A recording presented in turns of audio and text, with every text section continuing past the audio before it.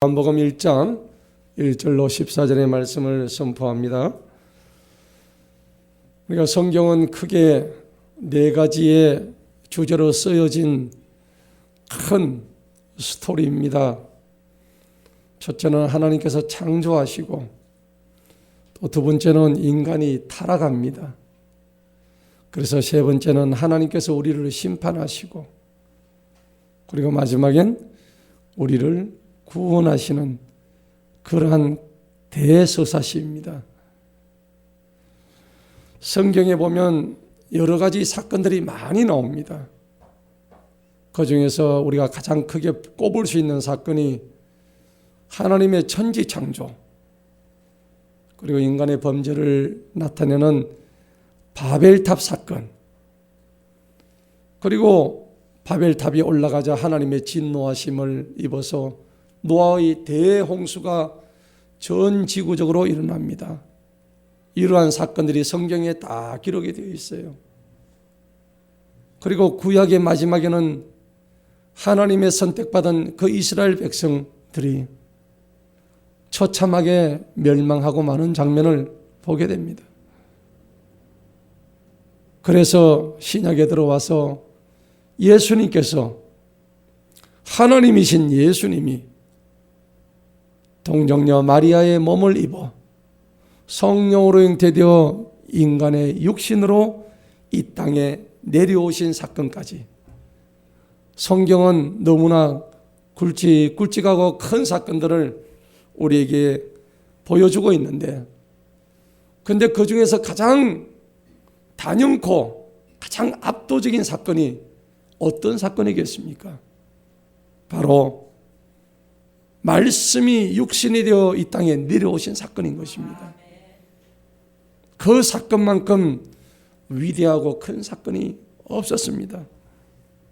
왜 내려오셨을까요? 이 죄의 뻘구덩이 같은 이 죄의 밭 세상에서 그대로 놔두면은 영원토록 멸망당할 수밖에 없는 우리 죄인들을 구원하시기 위해서, 사랑을 주시기 위해서 인간의 육신의 몸을 입고 이 땅에 내려오셨다는 겁니다. 하나님께서 사람을 구원해 주시려면 그냥 하늘에서 구원하시지, 뭐 하려고 마리아의 몸을 입고 마리아의 몸을 빌려서 그렇게 인간의 몸을 입고 굳이 이 땅에 내려와서 참혹하게 십자가에 매달려서 그렇게 저주받아서 죽어야만 됐던가? 왜 꼭 그렇게 하셔야만 됐던가? 여러분, 그 사건과 나와의 삶과 도대체 무슨 상관이 있길래 오늘 우리는 그 사건 앞에 때로는 통곡하며 때로는 겸손히 엎드려 주님 앞에 물음을 던지며 그렇게 살아가는지 모릅니다. 아니, 신이란 분이 어떻게 인간의 모습을 가지고 이 땅에 내려오실 수가 있느냐 이거죠. 자연 법칙이나 세상적인 논리로 따지면 있을 수 없는 얘기예요. 어떤 다른 종교에서도 찾아볼 수 없는, 정말 말로 다 할 수 없는 아주 희한한 지금 광경이 예수님을 통해서 벌어지고 있단 말이에요. 오늘 이 엄청난 사건이 우리 인생의 근본적인 질문으로 무엇을 의미하는지, 나는 이 사건을 통해서 내가 무엇을 물어보아야 하는지, 오늘 그런 시간 되기를 축원합니다. 왜 오늘 이런 사건이 일어났을까요? 천상에 계신 하나님께서 말씀하시기만 하면 되지, 굳이 그 하나님이 사람의 몸을 입어서 이 땅에 내려오신 그 이유를 우리는 오늘 이 시간에 정확히 알고자 하는 것입니다. 이 사건의 핵심은 뭐냐? 크게 보자면 인간을 구원하시기 위해서 오셨지만은 좀 더 구체적으로 바라보면 사람이 하나님께서 주신 율법을 너무 지키지 않았습니다. 아름다운 에덴 동산을 만들어 놓고 천지를 창조하셔서 그 아름다운 에덴 동산에서 정말 행복하게 살아라고 하나님이 그 분위기도 조성해 주시고 환경도 만들어 주셨건만 이 사람의 머릿속엔 도대체 뭐가 들어있는지 항상 하나님과 대적할 생각만 하고 있으니, 그래서 사단이 우리를 유혹하자마자 우리는 사단에게 몸을, 우리의 영혼을 다 내어주고 말았다는 겁니다. 한마디로 인간은 태생적으로 불순종하는 그런 존재일 뿐이라는 겁니다. 우리 속에 있는 아주 강력한 자기 본능, 자기 고집, 자아, 영어로 그것을 에고이즘이라 그래요. 너무나 강한 에고가 너무 강해요. 그것 때문에 하나님과 대척되는 지점에서 하나님의 순종을 맛보지 못하고 불순종의 길로, 사망의 길로, 저주의 길로 들어갈 수밖에 없었다는 사실입니다.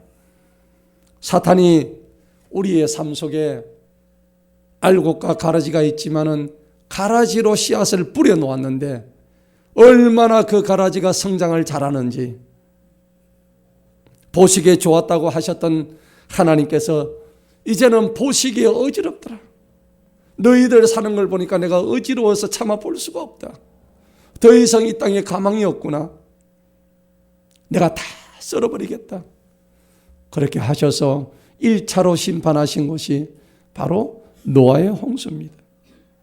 그런데 그것이 끝나고 다시 좋아질 줄 알았던 이 세상이 가면 갈수록 자기 백성, 이스라엘 백성들이 자신을 배반하고 하나님한테 등지고 하나님을 욕하고 심지어 이 땅에 내려오신 예수님을, 자기의 백성인 그 유다 백성이 예수님을 창으로 찌르고 십자가에서 저주하고 죽였다는 사실입니다.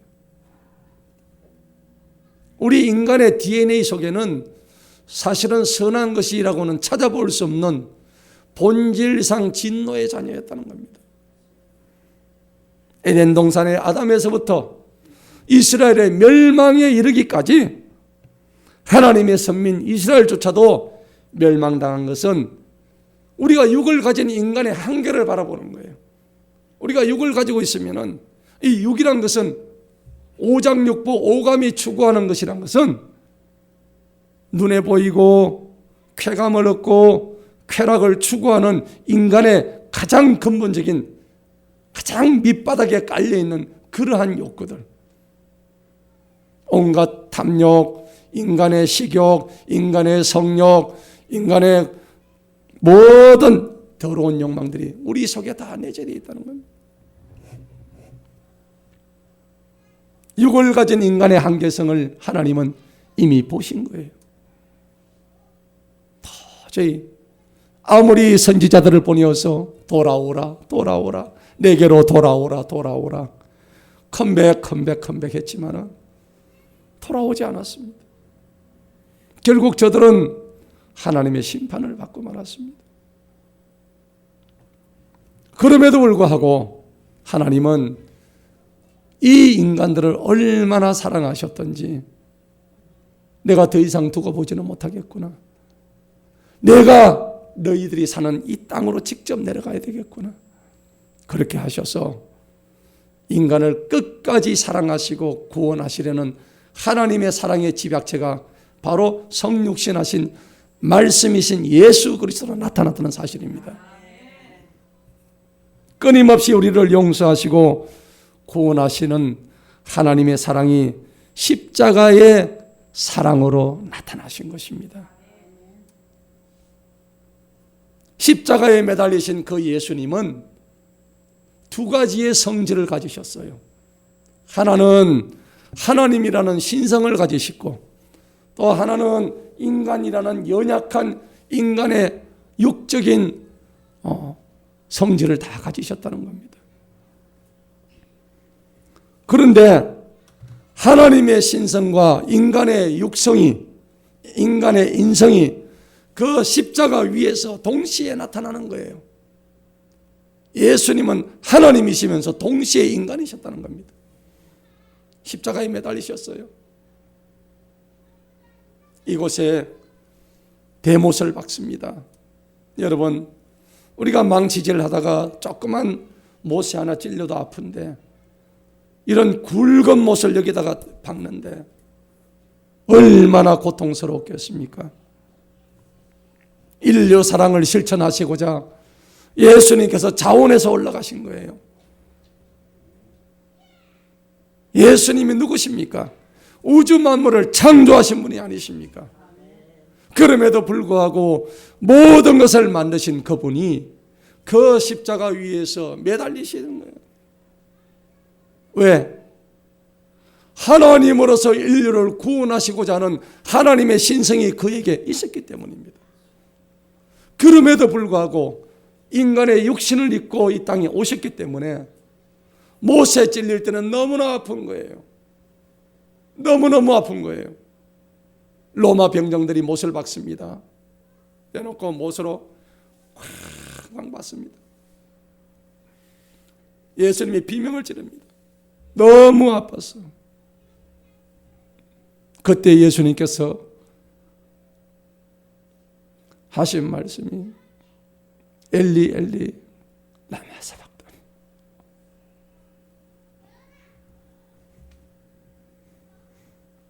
나의 하나님, 나의 하나님, 어찌하여 나를 버리셨나이까. 살이 찢어지고 피가 터지는 극한의 고통 속에서 숨을 거두고 계십니다. 우리는 지금 갈보리 십자가 위에서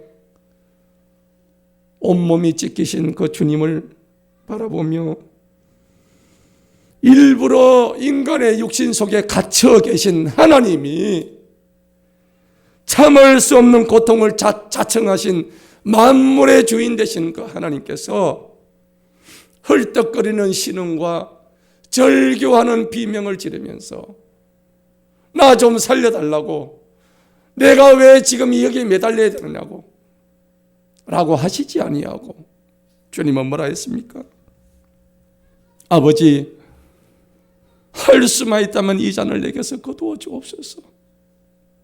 할 수만 있다면 이 잔을, 이 고통의 잔을 거두어 주옵소서. 하지만은 내 뜻대로 마옵시고 아버지의 뜻대로만 하옵소서. 주님은 그 말씀을 하셨다는 겁니다. 도대체 이 어마어마한 일이 어떻게 해서 이루어졌을까요? 말씀이 육신이 되지 아니하고는 이루어질 수 없는 그러한 놀라운 사건이었다는 겁니다. 우리는 왜 이 진리를 정말 가슴 철저히 느껴지지 않을까요? 우리가 힘들 때에, 내가 고통받을 때 내 고통보다도 예수님의 고통이 먼저 생각나지 아니하고 왜 내 고통이 먼저 부각이 될까요? 내 어려움이 먼저가 될까요? 나의 지금 절규하는 이 상황만이 부각이 될까요? 예수님은 말씀하십니다. 요한복음 5장 39절에서 너희가 성경에서 영생을 얻는 줄 생각하고 성경을 연구하지만 이 성경이 곧 내게 대해서 증언하는 것이다.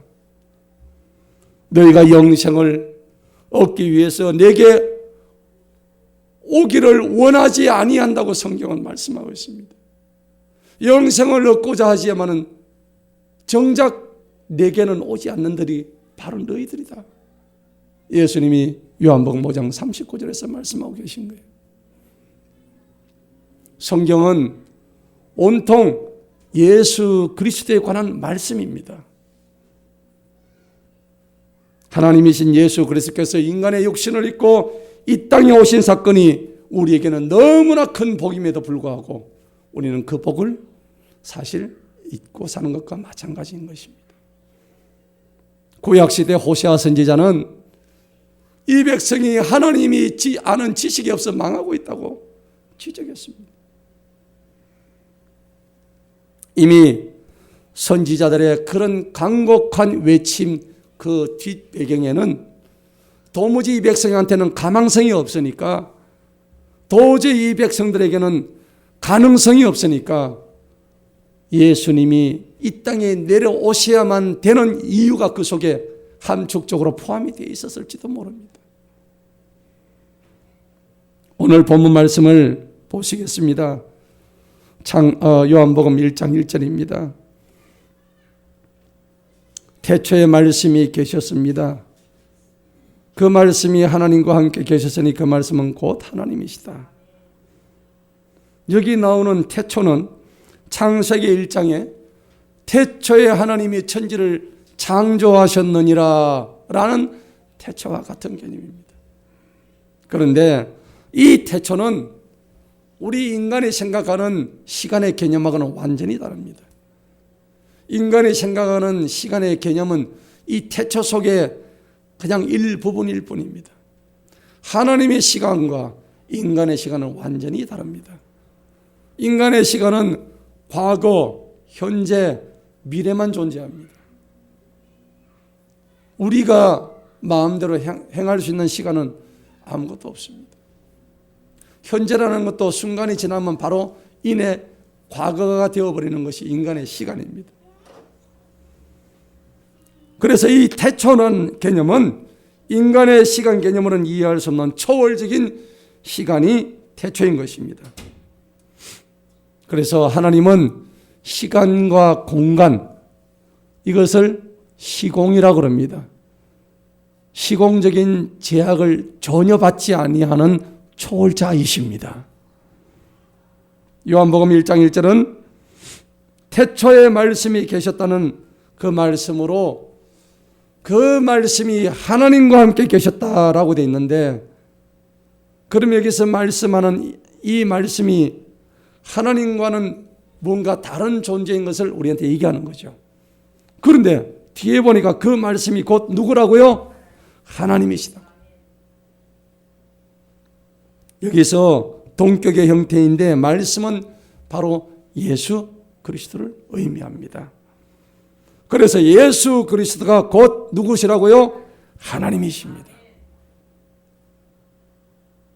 우리가 말씀 그런데 말씀이 도대체 뭐길래 예수 그리스도를 말씀이라고 표현하시나 라는 것을 우리가 분명히 알아야 됩니다.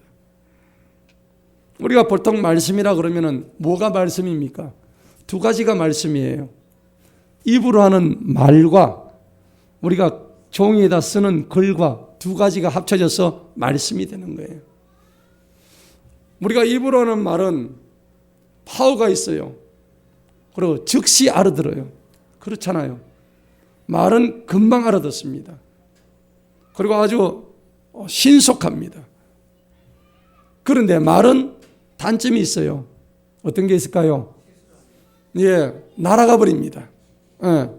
또 우리 인간의 관점에서 보면 물론 실수도 하겠지만은 말이란 것은 그만큼 신속하고 효과가 있지만은 하나님은 글로서 성경을 기록하게 하신 거예요. 하나님의 말씀을 성경에다가 글로서 기록했는데 이 글의 특징이 뭘까요? 글은 우리가 적게 되면은 눈으로 보면은 언제든지 이 글로 된 성경을 볼 수가 있습니다. 그러면 하나님의 말씀을 어디다 새겨요? 나의 마음에 새기는 겁니다.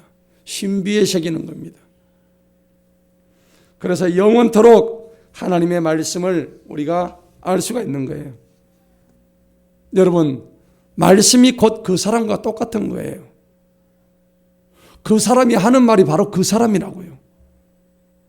우리가 먹는 게 바로 그 사람과 똑같다는 얘기를 하지만은 우리가 먹는 그것이 바로 나를 이루는 구성 요소가 되는 거예요. 지금 전쟁을 하고 있죠. 전쟁통의 장군이 부하에게 돌격 앞으로라고 얘기합니다. 그러면 그 말은 무슨 말입니까? 진군에서 적을 무찔러라는 얘기입니다. 누가 한 말입니까? 장군이 한 말이에요. 그 장군하고 말하고 같은 거예요. 장군의 입에서 나왔기 때문에 말이 되는 거예요.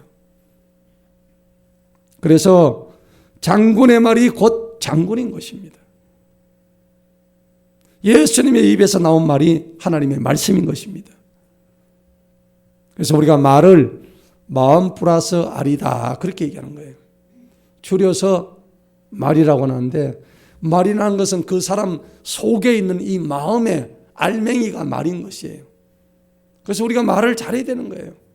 말을 조심해야 되는 거예요. 말을 함부로 하면 안 되는 거예요. 말을 좋게 해야 되는 거예요. 좋은 씨를 뿌려야 되는 거예요. 하나님께서 창세기 1장 3절에 빛이 있으라 라고 말씀하신 거예요. 그러니까 어떻게 됐습니까? 바로 빛이 있었다는 겁니다. 하나님의 말씀이 곧 누굽니까? 바로 하나님이신 겁니다. 인류의 역사도 마찬가지입니다. 오늘 저와 여러분이 여기 있는 것도 말이 있어서 우리가 여기 존재하고 있는 거예요. 어떤 말일까요? 우리 부모님이 누구누구야 우리 서로 만나 결혼하자 그 말 안 했으면 오늘 여기 이 자리에 없는 거예요. 그만큼 말이 중요한 거예요. 말씀하는 주체가 그분이 누구시냐? 오늘 이 성경의 말씀은 바로 예수 그리스도가 말씀의 주체가 되는 거예요. 창세기가 모든 만물의 시작을 알리는 의미에서 태초에 하나님이 천지를 창조하셨느니라 라고 했다면, 요한복음에서 태초는 창조가 아니라 구원의 시작을 의미하는 거예요. 창세기의 태초와 요한복음의 태초의 의미는 이렇게 조금 다른 점이 있는 거예요. 창세기의 태초는 창조의 의미가 있지만 요한복음의 태초는 구원의 시작, 새로운 창조의 시작을 알리는 표현이 되는 것입니다. 3절에 보시기 바랍니다. 3절에 보시면 모든 것들이 그분에 의하여 만들어졌으니, 만들어진 것 중에 그분이 없이 만들어진 것들은 아무것도 없다. 할렐루야. 그분이 누구세요? 예수 그리스도십니다. 예수 그리스도에 의해서 만물이 다 창조가 되었대요. 우리는 누구 거예요? 예수님의 것입니다. 이 땅의 온갖 만물들이 다 예수님이 창조하셨다고 말씀하십니다. 예수님이 이 땅에 육신으로 오신 이유가 뭘까요? 이미 창조하신 하나님인데 다시 한번 인간의 육신을 입고 오신 이유는 이 썩어져가는 이 땅을 구원하시기 위해서, 이 땅을 새롭게 창조하시기 위해서, 재창조하시기 위해서 이 땅에 오셨다는 얘기입니다. 태초의 생명을 창조하신 그 말씀이신 예수님이 이 땅이 죄로 인해서 번박되고 죄로 인해 죽었던 이 더러운 땅에, 죄악의 땅에 새로운 생명을 주시기 위해서 인간의 몸을 입고 이 땅에 내려오셨다는 사실입니다. 그런데 그 생명이 뭘까요? 바로 4절에 나와 있습니다. 4절을 한번 읽어봅니다. 그분 안에 생명이 있었으니 그 생명은 사람들의 뭐라고요? 빛이셨더라. 예수님 안에 생명이 있었대요. 그 생명은 사람들에게 바로 빛이었다. 그리스도는 빛도 짓고 어둠도 지으신 분이십니다. 그리스도는 모든 생명의 근원이시고 모든 생물의 창시자십니다. 그러므로 생명의 창시자께서 하신 말씀이 성경 곳곳에 기록되어 있는데 바로 그리스도는 빛이시다 하는 것이 성경의 기록입니다. 그런데 빛이 비추어졌습니다. 문제가 생겼습니다. 빛은 생겼는데 어둠이 깨닫지를 못해요. 깜깜한 어둠이 그 빛에 대해서 알지를 못하는 거예요. 5절에 보니 그 빛이 어둠 속에 빛이 돼 어두움이 그 빛을 깨닫지 못하더라. 여기서 어둠이란 것은 죄를 의미하는 것입니다. 왜 그럴까요? 요한복음 3장 19절에 빛이 세상에 왔지만은 사람들이 자기 행위가 악하기 때문에 빛보다 어둠을 더 사랑했다고 요한복음 3장 19절에서 말씀하고 있는 거예요. 악을 행하는 자마다 빛을 미워하여서 빛으로 오지 않습니다. 왜 그럴까요? 그 행위가 드러나기 때문입니다.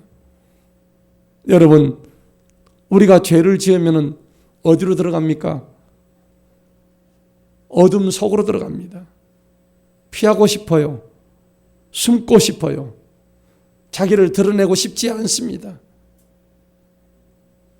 그래서 어떤 그 짐승을 보니까는 이 짐승에 대한 이름이 생각이 안 나는데 자기 눈만 가리면은 자기가 다 가려졌다 생각하고 요 눈만 하고 나머지 뒤에 뭐라고? 꽁입니까? 꽁이 그렇대요. 꽁은요 자기 눈만 가리면 자기가 다 숨었다고 생각하고 그런데요. 얼마나 어리석은 일입니까? 그런데 숨었든 안 숨었든 드러났든 안 드러났든 하나님의 진리의 빛이 비추어지면은 그 어둠은 물러가고 맙니다.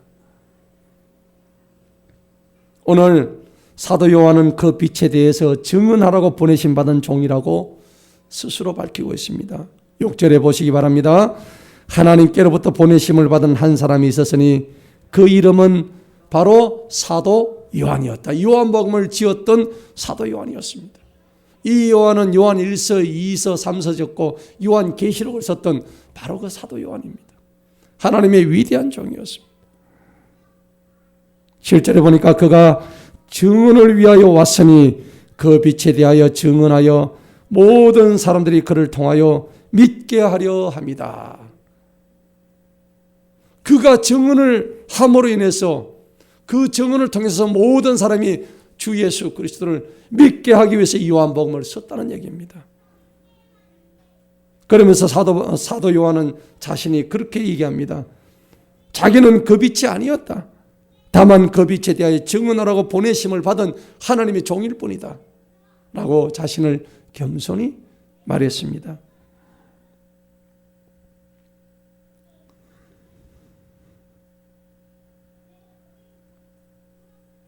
아무튼 빛이 비추니까 문제가 생겼는데 주님께서 세상에 오셨고 세상이 그분에 의해서 만들어졌지만 중요한 것은 정작 세상은 주님을 알지 못했다는 사실입니다. 이 세상의 주인을 알지를 못했다는 사실입니다. 10절과 11절을 한번 읽어보겠습니다. 시작.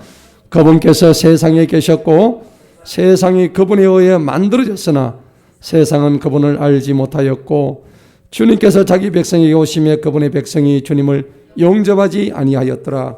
아멘. 주님은 자기가 만든 세상에 자기가 오신 거예요. 남의 세상에 오는 게 아닙니다.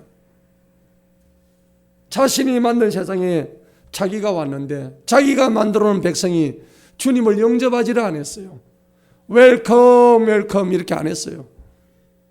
전부 다 노 웰컴. 오히려 예수님을 잡아 죽였습니다. 이미 예견된 일이었었어요. 그리스도의 빛이 그들을 비추지 아니한 것은 아닙니다. 주님의 빛이 저들을 다 비췄지만은 문제가 저들에게 있었습니다. 저들의 눈이 다 가려졌습니다. 귀는 들리지 않았습니다. 저들의 눈과 귀가 이미 다 닫혀버렸기 때문입니다. 이사야 1장 3절에 소는 그 임자를 알고 나귀도 그 주인의 구유를 알건만은 이 백성은 나를 알지도 못하고 나를 깨닫지도 못하는도다. 이사야 선지자가 한탄을 합니다. 탄식을 합니다. 얼마나 하나님을 몰랐던지 자기 백성 이스라엘 백성들이 그렇게까지 하나님을 모르는 탄식의 메시지를 우리가 알 수가 있습니다. 왜 그럴까요? 예수님이 싫은 거예요. 지금 예수님 오면은 나의 모든 쾌락이 끝나기 때문에 안 돼요. 예수님이 오시면은 나의 모든 탐욕과 욕심이 다 망가뜨려지기 때문에 안 된단 말이에요. 달콤한 기득권에 도취되어 가지고 그 빛을 받을 수가 없는 거예요. 그리고 그리스도 안에서의 진리와 자유보다는 지금 내 욕심과 내 욕망의 달콤함에 취해서 그게 더 좋은 거야 지금. 여러분, 어둠의 삶을 포기하지 않으면 빛의 삶을 살 수가 없는 거예요. 그래서 하나님과 인간의 만남이란 것은 정말 어렵습니다. 애당초 하나님과 인간의 만남이에요. 불가능해요. 왜?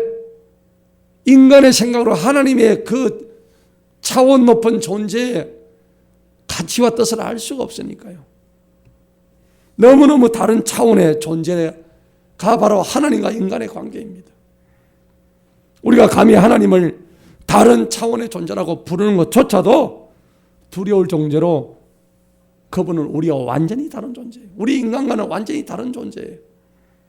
그분은 창조주시고 태초전부터 계셨으며 우리는 그분께서 지으신 세상의 가장 작은, 지극히 작은 한 일부분일 뿐입니다. 그런데 육신이 되신 예수 그리스도께서는 인간을 위해서 죽으심으로 우리를 살리기 위해서 가장 완전한 멋진 프로젝트를 만들고 계셨습니다. 이 하늘 프로젝트가, 이런 놀라운 하늘의 프로젝트가 감히 인간의 상상으로는 할 수 없는 가장 완벽하고 가장 신비로운 방법으로 시행된 하나님의 구원 계획이었습니다. 그것이 바로 말씀에서 육신으로 내려오신 십자가의 대속의 사건이었습니다. 이 세상에서는 죽을 수밖에 없는 우리 인간들이 그리스도 예수의 이름으로 인해서 은혜와 진리가 충만하게 되고 하나님의 그 영광의 빛을 우리는 체험할 수 있게 된 거예요. 12절을 보시겠습니다. 다 같이 읽어봅니다. 그러나 주님을 영접하는 자, 곧 그분의 이름을 믿는 자들에게는 주님께서 하나님의 아들들이 되는 권능을 주셨으니. 아멘. 12절에 주님을 영접한다라는 말은 단순히 믿는다, 누구누구를 신뢰한다, 이런 뜻보다 훨씬 더 강력한 표현이에요. 그게 뭐냐? 우리 한 개인이 그리스도를 전인격적으로 완전히 받아들인다는 것을 의미하는 거예요. 그러한 삶이 우리에게 있기를 축원합니다. 그분의 이름을 믿는다는 것은 그냥 한 번 믿고 뒤에 넘어지고 그런 상태가 아니라 그리스도를 영접한 이후부터는 끊임없이 지속적으로 주님을 믿는 강력한 신앙의 태도와 자세를 의미하는 거예요. 그래서 이 말은 예수 그리스도께서 이 땅에 분명히 인간으로 내려오셨다는 역사적인 사실, 그리고 그분의 우리를 위한 구원의 능력, 그리고 하나님으로서의 신성, 인간으로서 가지고 있는 인성, 그리고 그분의 아주 완전하신 품성, 인격성을 우리가 믿는다는 단순한 그런 사실을 다 뛰어넘어서 우리 각 개인마다 그리스도는 영원한 구세주가 된다는 것을 우리에게 메시지로 주신다는 것입니다. 그것을 우리가 영접한다는 것입니다. 우리는 그분을 믿음으로 인해서 어둠의 자녀에서 빛의 자녀로 바뀐 존재들입니다. 구원받았다는 것은 그분이 우리에게 오심으로 인해서 우리가 권세를 받은 거예요. 하나님의 권세를 받은 자는 어떻게 됩니까? 우리는 그분의 친히 성전이 되는 것을 의미하는 거예요. 우리는 거룩한 몸이 되어버린 거예요. 우리가 권세를 받았다는 것은 주님께서 우리를 바로 세우시려고 권세를 주신 것이에요. 이 말은 죄와 어둠의 세상에서 우리가 자유롭게 된다는 것을 의미하는 거예요. 여러분, 이 얼마나 험악한 세상입니까? 이 자유로운 권능을 받아서 무엇을 해야 될까요? 하나님 나라의 확장에 사용되기를 축원합니다. 그런데 우리가 구원받는 일은 내가 그분에게 다가가서 이루어졌을까요? 그분이 우리에게 찾아와서 이루어졌을까요? 그분이 우리에게 찾아오신 거예요. 나는 그분을 다가갈 수가 없어요. 우리가 신앙생활을 하다 보면 힘들 때도 있고 또 지칠 때도 있고 또 은혜에서 자빠져서 넘어질 때도 있습니다. 허우적거릴 때가 많습니다. 어떤 분은 1년, 어떤 분은 5년, 10년, 15년, 심지어 30년, 40년이 돼도 그냥 허우적거리다가 인생 다 보내는 거예요. 우리가 볼 때는 그 기간이 매우 긴 것처럼 보일지도 하나님 보시기에는 1년 된 사람이나 30년 사람이나 차이가 없어요. 왜 그럴까요? 우리가 찾으려고 해서 찾아지는 하나님이 아니거든요. 우리의 마음밭이 옥토밭이 되고 우리가 간절히 그분을 생각하고 있을 때에 그분이 우리에게 찾아오시는 거예요. 여러분, 우리가 누군가 손님을 맞을 때에 대문을 열어놔야 돼요? 닫아놔야 돼요? 대문을 열어놔야 돼요. 우리의 마음문이 하나님께 열려지지 않으면 주님은 오시지 않으세요. 여러분, 남의 집에 방문하는데 그 사람이 주인이 싫어하는 눈빛을 주는데 그 집에 방문할 사람이 누가 있겠습니까? 우리 하나님도 인격적인 하나님이에요. 내가 웰컴하지 않는데 누가 찾아오겠어요? 하나님은 우리가 찾은 것이 아니라 그분이 우리를 먼저 찾아냈다는 사실을 믿으시기 바랍니다. 거기에 감사하시기 바랍니다. 그런데 하나님과 우리 사이에 다리를 놓으신 분이 바로 예수님이신 것입니다. 그 높으신 하나님과 우리 사이를 이어주신 분이 바로 십자가 지신 인간의 몸을 입고 말씀이 육신이 되어 이 땅에 내려오신 바로 예수 그리스도시라는 겁니다. 우리가 갈 수 없고 다다를 수 없으니 그분이 친히 육신을 입고 이 땅에 내려오신 거예요. 얼마나 감사한 일입니까? 우리 힘으로는 하나님의 이름을 부를 수도 없고 우리 힘으로는 하나님을 찾을 수도 없고 우리 힘으로는 하나님 앞에 다가갈 수도 없는데도 오늘 말씀이 육신이 된 사건은 너무나도 놀랍고 신비로운 사건인 것입니다. 감히 인간이 상상하거나 계획할 수 없는 놀라운 사건이 말씀이 육신이 된 사건인 거예요. 13절을 보시겠습니다. 한번 읽어봅니다. 시작. 이들은 혈통으로나 육신의 뜻으로나 사람의 뜻으로 나지 아니하였고 오직 하나님께로부터 난 자들이라. 아멘. 오늘 세 가지가 나오는 거예요. 그리스도께로 난 자들은 첫째 혈통으로 난 자들이 아닙니다. 혈통이 뭘까요? 저 집의 가문의 혈통이 좋네. 그 다음에 저 집의 혈통이 아주 우수하네. 우리가 그런 얘기를 하는데 여러분들 성경에 보면 이스라엘 백성들이 혈통이 가장 좋았죠.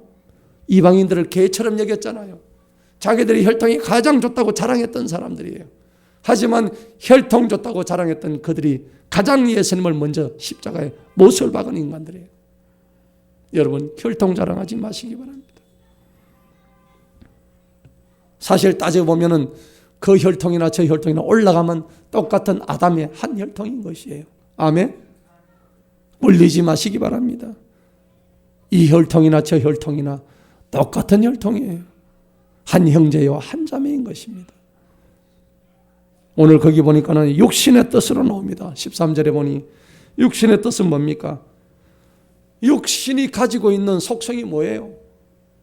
본질상 진노의 자녀일 뿐입니다. 에베소서 2장 3절에 나오는 말씀처럼 빛이 없는 어둠 속에 처한 인간의 이 실존적인 모습이 어떨까요? 비참합니다. 어때요? 육신이 요구하는 것만 따라가는 거예요. 여러분 생각해 보세요. 내 입에 지금 땡기는 것만 따라갑니다. 그 다음에 내 지금 성욕이 움직이는 대로 따라가는 것입니다. 세상이 음란할 수밖에 없는 거예요. 이 음란이 통제가 되지 않습니다. 그 다음에 내가 좋아하는 것들이 통제 없이 어떤 성령의 통제 없이 그대로 이어집니다. 육신의 뜻은 언제나 실망을 안겨줄 뿐입니다. 그렇기 때문에 육체적인 쾌락의 욕구와 세상적인 물질과 부귀와 명예와 어떤 재물도 그것을 가지고는 구원에 다다를 수 없다는 것을 말씀하고 있는 거예요. 여러분 엊그제 보세요. 대한민국 제1의 재벌 54세의 모 회장이 우울증으로 자살을 했잖아요.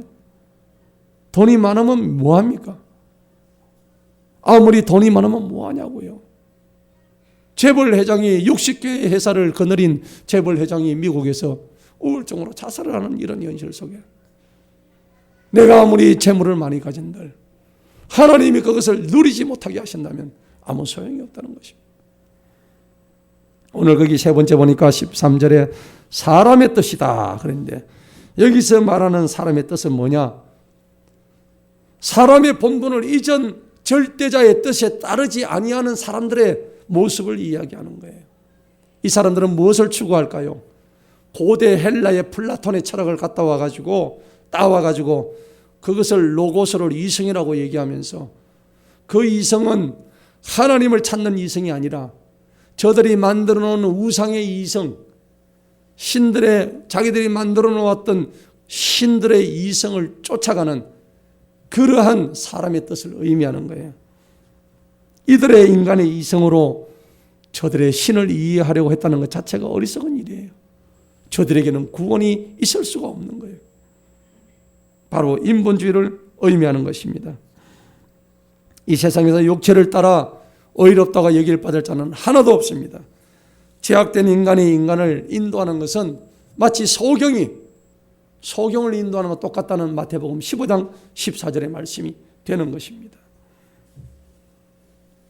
14절의 말씀을 보시겠습니다. 다 같이 한번 읽어보겠습니다. 그 말씀이 육신이 되어 우리 가운데 거하셨나니 우리가 주님의 영광을 보며 아버지의 독생하신 분의 영광이요 은혜와 진리가 충만하더라. 아멘. 그렇습니다. 은혜와 진리는 예수 그리스도로 인해서 왔다는 사실입니다.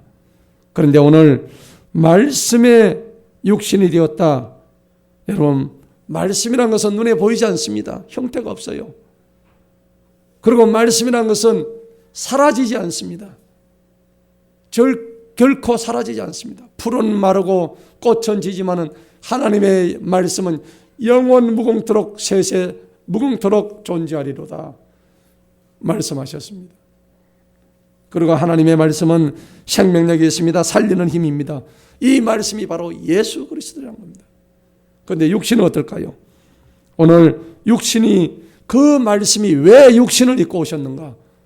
육신에 한계가 있어요. 육신은 어떻습니까? 시간이 지나면 어떻게 돼요? 늙죠.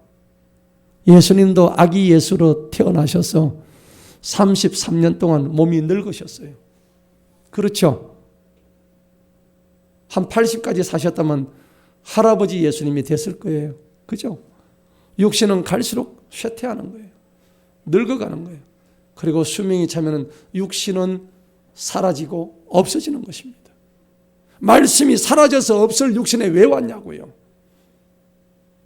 우리 육신이 그만큼 한계가 있다는 것을 대표적으로 보여주시기 위해서 상징하는 의미로 오셨다는 겁니다.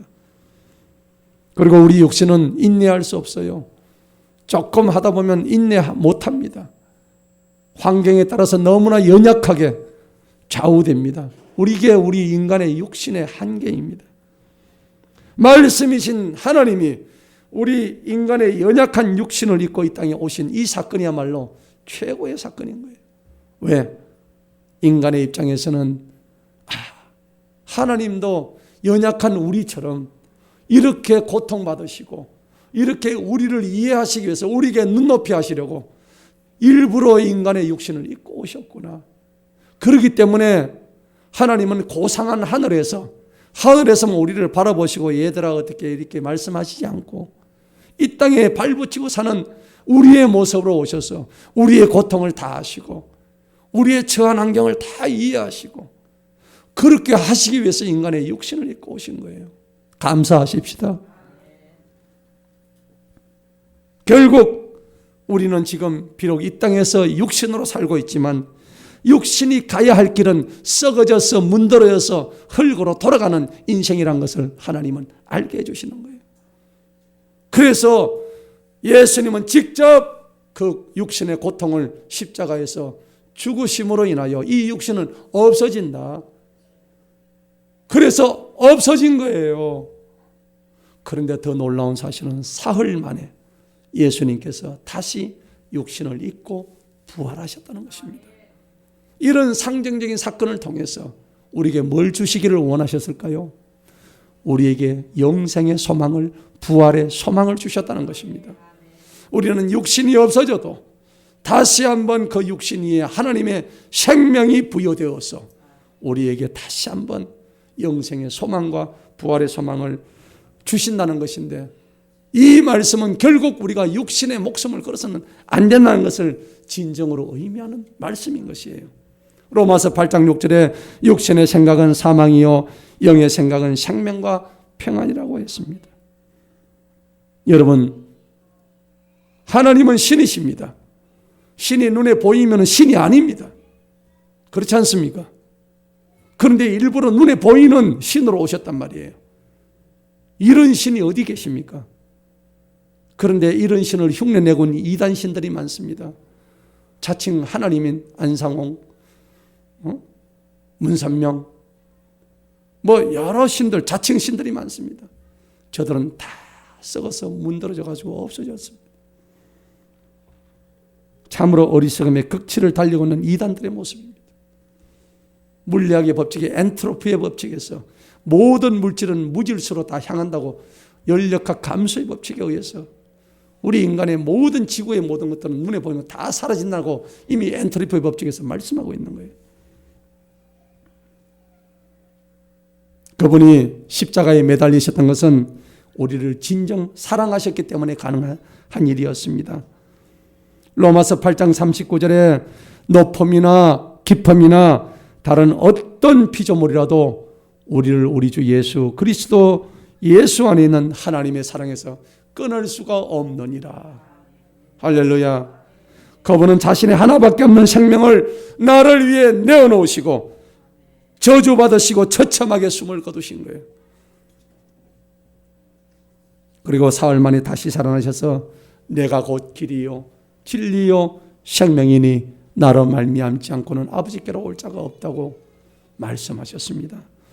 율법의 저주에서 우리를 속량하시고 나무에 매달리신 예수 그리스도를 바라보십시다. 예수님을 깊이 생각하십시다. 그 주님이 우리를 자유롭게 하시려고 자유를 주셨으니 다시는 종의 멍에를 매지 마십시다. 이제는 우리가 육신으로 오신 그 예수님께 대답을 해야 될 차례에 왔습니다. 우리가 예수님한테 보답을 해야 되는 거예요. 예수님이 우리를 위해서 육신으로 오셨으니까 육신으로 오신 예수님께, 육신인 우리가 주님께 보답을 해야 될 차례가 온 거예요. 그리스도 예수의 사람들은 그 육체와 함께 그 정욕과 탐심을 십자가에 못 박은 사람들이에요. 할렐루야. 우리가 주변을 돌아봅시다. 얼마나 세상을 돌아보면 이해되지 못할 일이 많이 있습니까? 지금도 벌어지고 있지 않습니까? 전쟁과 정치와 선거와 그다음에 사회의 무질서와 온갖 비정상이 정상으로 둔갑되고 상대 가치가 절대 가치로 둔갑되는 이런 시대에 우리가 살고 있는데 사람들의 혼을 다 빼앗아버려요. 엉망진창, 혼돈과 무질서, 뒤죽박죽, 허망함이 가득한 이 세상에 하나님은 말씀으로 오셨습니다. 육신으로 오셔서 우리에게 진정한 말씀이 되신 예수 그리스도, 진정 인간의 몸으로 오셨기 때문에 그 진정성이 더욱더 빛나는 그분의 말씀이십니다. 하나님의 말씀은 생명이요, 하나님의 말씀은 우리의 밥이 됩니다. 말씀의 역시는 새로운 생명의 몸을 의미하는 거예요. 육신으로 오신 그 말씀은 우리에게 생명을 의미하는 거예요. 우리의 육신은 그렇기 때문에 말씀으로 힘입어서 날마다 변화받아야 살 수 있습니다. 오늘 말씀의 결론을 맺겠습니다. 말씀이 육신으로 오신 것은 근본적으로 우리를 구원하시기 위함입니다. 우리를 죄에서 건져주시기 위해서 오신 것입니다. 성육신은 구원의 신호탄입니다. 그리고 구원은 세상의 말씀의 육신으로 나타나게 되어 있습니다. 말씀의 육신이 뭘까요? 하나님의 말씀이 육신으로 오셨다는 것은 하나님의 아들도 하나님한테 순종했다는 것을 의미하는 거예요. 속성을 보이던 말씀이 육신이 말씀으로 반응하는 것이 바로 순종입니다. 저와 여러분은 이제 예수님한테 보답할 차례가 된 거예요. 그게 뭐냐? 바로 순종이라는 변화된 삶을 살아가는 것입니다. 그것은 어떻게 나타낼까요? 바로 회개의 삶을 사는 것입니다. 순종의 궁극적인 뜻은 성육신을 근거로 했을 때에 회개나 순종은 하나님의 말씀이 이 세상에서 이루어지는 것을 의미하는 거예요. 육신으로 오신 그 예수 그리스도가 우리의 유일한 대안이요 희망입니다. 오직 그분의 말씀 앞에 순종하는 참된 성도가 되셔서 이제 육신으로 오신 그 예수님의 말씀에 보답하는 길들은 다른 것 없습니다. 회개는 마음으로 하고 순종하는 삶을 통해서 변화받은 내 자신의 삶에서 예수님을 더욱더 높여드리는, 그리고 그 예수님의 말씀에 순종하는 저와 여러분 되시기를 간절히 축원합니다. 기도하겠습니다. 하나님 아버지 감사합니다. 오늘도 귀한 말씀을 통하여서 태초에 오신 그 주님께서 성육신하셔서 우리에게 아버지 인간의 몸을 입고 오신 그 깊은 뜻을 살펴봅니다. 주님, 이제는 말씀으로 오신 그 육신을 바라보며 이제 우리의 육신이 그 말씀에 절대 순종하며 달려가기 원하오니 하나님 아버지 회개하는 마음과 순종하는 마음, 변화된 삶의 모습을 통하여서 주님 따라가는 우리 모두가 되게 하여 주옵소서. 감사하고 예수님의 이름으로 기도하옵나이다. 아멘. 다 같이 일어서셔서 오늘 주신 말씀에 찬송하겠습니다.